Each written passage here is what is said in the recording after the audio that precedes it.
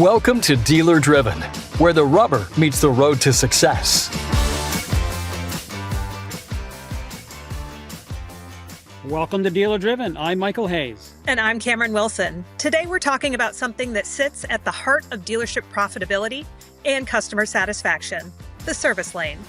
As service demands grow and consumer expectations rise, technology continues to transform the repair experience from the moment an appointment is made to the moment a customer pays and drives away.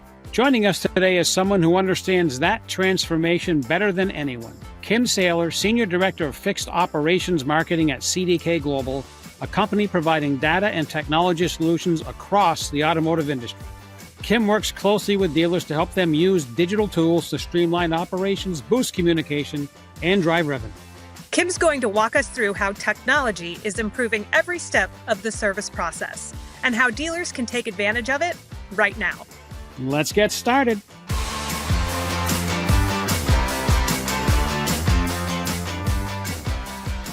Kim, welcome to the show. Thank you, Camron. Thanks for having me.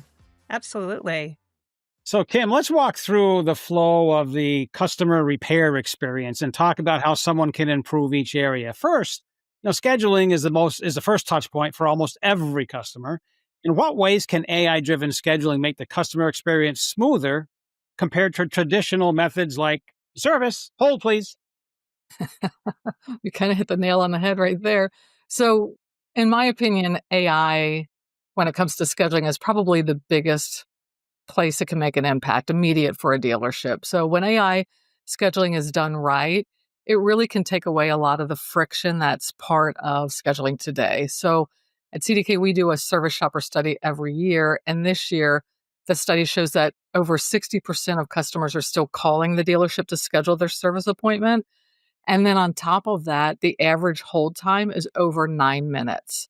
So that all by itself is not a great experience for the customer. So this is where AI can really help that dealership make that experience better. Right off the bat, there's no wait, right? There's no service hold, please. AI will answer immediately. But when AI is done right, what I mean by that really is an AI virtual assistant should be conversational and not a decision tree. It should utilize the dealer's capacity setting so that the shop gets loaded properly and have the ability to speak in the language that the customer prefers to speak in. So things like that, it's really a quick win for the dealership to provide a better experience during that scheduling process. You mentioned, and I guess I shouldn't be shocked by this, but that a consumer can be on hold for an average of 9 minutes to schedule service. What other scheduling challenges do dealerships run into, and how can AI help solve them? Yeah, we just talked about holding for 9 minutes. So if it were me, I don't know that I would wait 9 minutes. So what about the customers that hung up or customers that want to call in after hours? These are two things that AI can solve for that dealership. First, as we know, AI works 24/7. So the appointment always gets scheduled. It benefits both the customer and the dealership when they can offer that availability 24/7. And then if a customer does hang up, AI knows the information about the customer and can provide that detail back to the dealership for follow-up so that they don't lose that potential opportunity with that customer. So why does reducing friction in scheduling matter for overall service revenue? I'm thinking friction even over and above the 9-minute phone call, which I agree with you, Kim. I'm not on there for 9 minutes.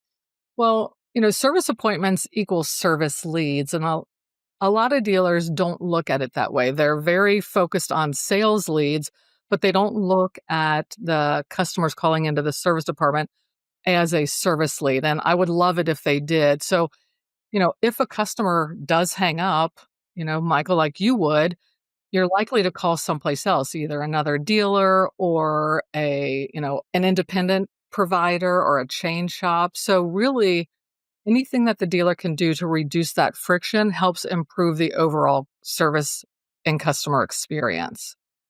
Now, let me just agree, say, I would not hang up if they were playing Green Day music on the back. But I mean, that's not really the case, okay? Normally, I would be off in 9 minutes. So we talked about scheduling. Let's move on to check-in. How is AI changing the way that dealerships communicate during the check-in process? So, AI can really improve the overall communications with the customer throughout the entire service workflow. But during check-in, AI can provide an overall view of the customer with critical information. Do they have an extended service contract? Did they decline work the last time they were in? Is there an outstanding recall? Is there connected vehicle data?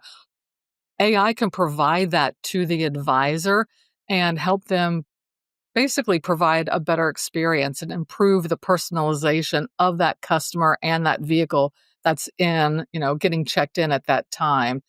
It can also help automate communication, throughout the service experience, not just at check-in, but the whole process. So not just automating it, but also professionalizing it. So if an advisor is communicating it with the customer, on a one-off basis, it can take that text, professionalize it before it sends it to the customer. So it takes a lot of the burden, the automation, professionalizing text takes a lot of that burden off the advisor for continuing that communication throughout the service workflow.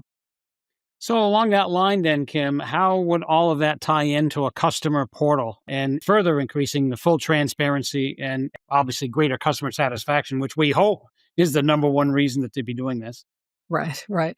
So, first of all, consumer portal, there's no need to load an app. So that's just more convenient for the customer. But it also more importantly, allows the customer to check on the progress of their repair at their convenience. So we can send automated notification to the customer, but they may not be able to look at that right then. So allow the customer to look at that consumer portal at any time so that and it having real-time information. So the portal should be dynamic as well so that it builds as the customer's vehicle moves through that service. So at the initial check-in, it may only have the initial concerns and maybe, images that were taken during the walk around. But then when the technician does the inspection, it should have that inspection information. If there's a tech video done, it should have that. If there's a recommendation. So it builds, it's dynamic while the customer has their car in for service. And the customer should be able to look at that anytime they want to see the most current status of their repair. So, if I may, on the consumer portal, and thank you for explaining that, does that automatically update just as the information is loaded by whether the technician or the service advisor, it has the capability of putting it in a format that the customer will understand? Right. And really the advisor, the technician, the employee at the dealership doesn't have to do anything different. It's their normal workflow that they're doing by the tech doing the video and the advisor adding additional service recommendation. It builds that portal as it's moving through the process. So it's not asking them to do an extra step. It's taking that burden off of them so that the customer can always see the most current progress of their vehicle. Creating a story. Exactly. I would love to be able to see that when I take my vehicle in for service. That would be great. So, Kim, let's talk a little bit about predictive service technology and some of the smart inventory tools now that help dealers stay ahead of customer needs. With AI, utilizing and having access to millions of repair records, predictive service can offer up recommendations on the vehicle that's based on the mileage, based on the geography, based on weather. It can offer up items that are likely to fail on that vehicle. And it offers them up whether it's a skilled, experienced technician or a brand new technician. So the value's there for everyone. And being proactive and inspecting those items on the vehicle, it provides a better experience. And going back to that service shopper study, 31% of customers said that they're doing everything possible to keep their car running. We all know cars are on the road longer today than ever. And this 31% is the highest that we've seen in 3 years. So it's important to a customer that the dealership's providing that and doing those proactive inspections based, again, on their specific car, where they are, the mileage that's on that car. And then when you couple that with, smart technology around the parts inventory and looking at and being able to forecast the demands for specific parts based on that historical data, that seasonal trend, repair patterns, it allows the dealership to have the parts needed reduce the delays, perhaps on having to order a part, and really improve the repair turnaround times for the customer and minimize, any type of delay by having what you need when you need to do the work that's forecasted. Should be a lot of data on the 280 million vehicles on the road today to be able to help do that too, wouldn't you think? Right, exactly. Plenty of data there to be looked at for sure. Absolutely. We talked about video earlier, and we're big fans of video here. And again, we're seeing that dealerships are increasingly incorporating more video into their service bays. Are there any creative ways, or what, in your opinion, some of the best ways to use video? And what are the benefits that that brings to the service department? So, going back to the service shopper study, the top two reasons why a customer chooses to bring their car to a dealership for service, the first is the existing relationship. So, they probably bought their car there or they've had it serviced there, but they have a good relationship. The number two reason that a customer chooses a dealership is because of staff knowledge. And doing a video plays right into showing the customer. It provides transparency. It promotes that staff knowledge by allowing the customer to hear directly from a technician. And so our data shows that dealers that are providing a video are seeing a 29% increase in hours per RO. But now what we're seeing is one of the big trends is that stores are looking at what's the quality of the service. So they've got the quantity and the volume to the level they want, but now they want to see a vehicle quality score. Are you talking about a filter? Are you showing a filter? So AI can help with that as well, basically looking at that video and scoring the quality of the video as well. So not just to check the box, but actually providing a really good quality video to that consumer. You kind of mentioned back on the video thing. I told you I like video. You mentioned it, and I want to see if I heard it correctly, that you think there's real value to the technician doing the video and the technician talking to showing the consumer what it is rather than just a service advisor sending a video.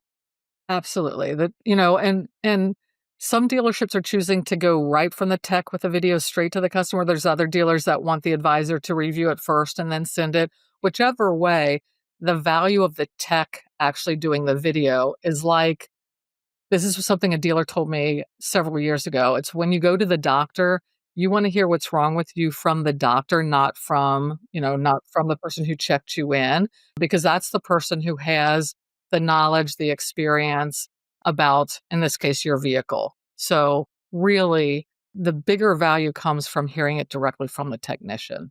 I'm not sure I'm ready for a video walk around in my doctor's office yet, though. No, I don't want that. So you mentioned staff knowledge and hearing directly from the technician. What about advanced analytics, and why are they so valuable for improving diagnostic accuracy and making better recommendations for the vehicle? It goes back to what Michael mentioned before, all of that data that's out there. So, utilizing advanced analytics can utilize all that historical repair data, real-time inputs to actually help with diagnosing problems. And when you do that, it reduces the time that it takes. It takes that diagnostic time, can shorten it significantly, but also can help provide a better promise time to the customer. So instead of saying, hey, it's going to be 5 o'clock, on every repair that comes in, giving a good, valid promise time is something that in that service shopper study we saw again. So a customer who had an accurate promise time, they gave the dealership an NPS score of plus 54. If you got it done a little faster, it went even up higher to plus 72. But when you were not accurate and it took longer than what you told the customer, it was only a plus 29. So definitely when you tell the customer your vehicle is going to be ready, they are paying attention, and that makes a difference on what they feel about the dealership and the experience that they're getting. So under promise and over deliver. Some things just never change. So Cam, so that we've gone through the whole experience and everything else, and now we get down to an area that a lot of people had issues with in the past. What are some of the best ways now to make the payment process easier for customers? Well, I mean, let's face it, no one wants to actually pay the bill. So if we're able to make it easy, simple, painless, it definitely works to the dealer's advantage. And really having a variety of payment methods is the key to ensuring that it's going to go smooth, it's going to go easy, gives the customer the experience they want. So digital payment options, Apple Pay, Google Wallet, having the ability to have a mobile wallet. So it could be contactless when they're paying and in person, when I'm in person, being able to take the payment wherever the customer is, not guiding them to a certain desk or location within the dealership to make that payment. So it's things that we get and we've come to expect from other retail offerings that the dealer needs to make sure that they're providing to live up to the experience that customers are expecting. And so all of these make the payment process easier, make it better for the customer as well. So, Kim, along those same lines, why does streamlining payments matter, not only for customer loyalty and repeat business, but also can you take a minute and talk about the security steps that dealerships should take when rolling out digital payment options? Absolutely. So, you know, going back to what I was saying before, customers value retailers when they know them. One-way payments are streamlined are by providing customers the option to store, a payment method. Think about Amazon. What's one of the reasons why we shop at Amazon? Because it's very easy. They have my credit card already stored. Me personally, I almost will not buy anything if they don't take Apple Pay because I get to the point where it's time to pay and they don't take it and I just stop.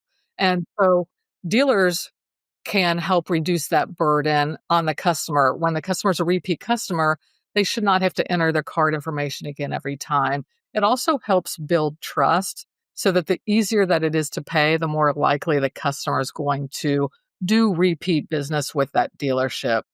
And then you also asked about security steps. One of the ways, to help with security is really variety, allowing the customer to use their preferred method.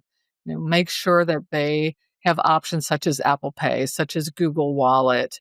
Another way, also ensuring that the digital wallet integration is present for Invite to Pay. When you send that email or that text to the customer to pay, actually links that email and or that phone number to the invitation. It provides more security there versus just a credit card. And then when you talk about like digital wallets or chip-based purchases, the tokenization from the chip or the wallet takes security up to that higher level versus just a mere credit card, especially if it's done via phone. So with that right payment solution in place, dealers can really provide that digital payment experience that we've all come accustomed to at other retailers.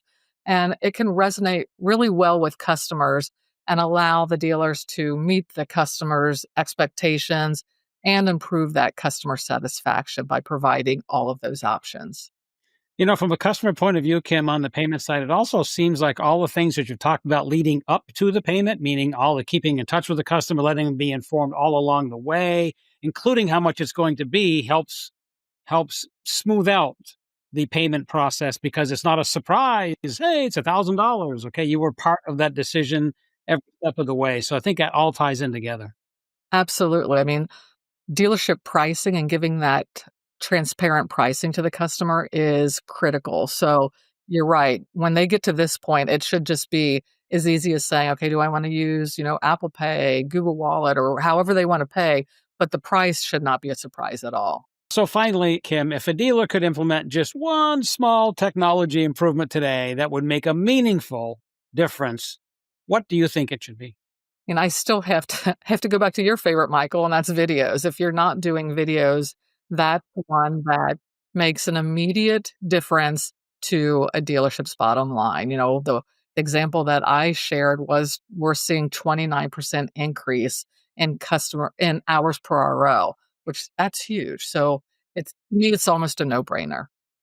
Yeah, and from a customer point of view, and I'm sure Cameron has a comment on this as well, I love it when they give me a video MPI or they show where my brakes are right now, whatever the case may be. It's magic. I agree with you. Thank you. If you see it, you believe it, Yeah, right? exactly. It's as simple as that. If you can see it, then you know it needs to be fixed. Right. So before we go, I do want to mention that in our show notes, there will be a link to the shopper survey that Kim has mentioned a couple times. And Kim, I just want to say thank you so much for joining us today. We really enjoyed having you. Absolutely. Thanks for having me. I appreciate it. Thank you, Kim. That's all the time we have for today's episode. Again, a huge thank you to Kim Saylor from CDK Global for joining us and sharing such practical insights on how technology can elevate the service experience. Once again, I'm Michael Hayes. And I'm Camron Wilson. This has been Dealer Driven from NADA. Keep your dealership in drive, and we'll see you next time.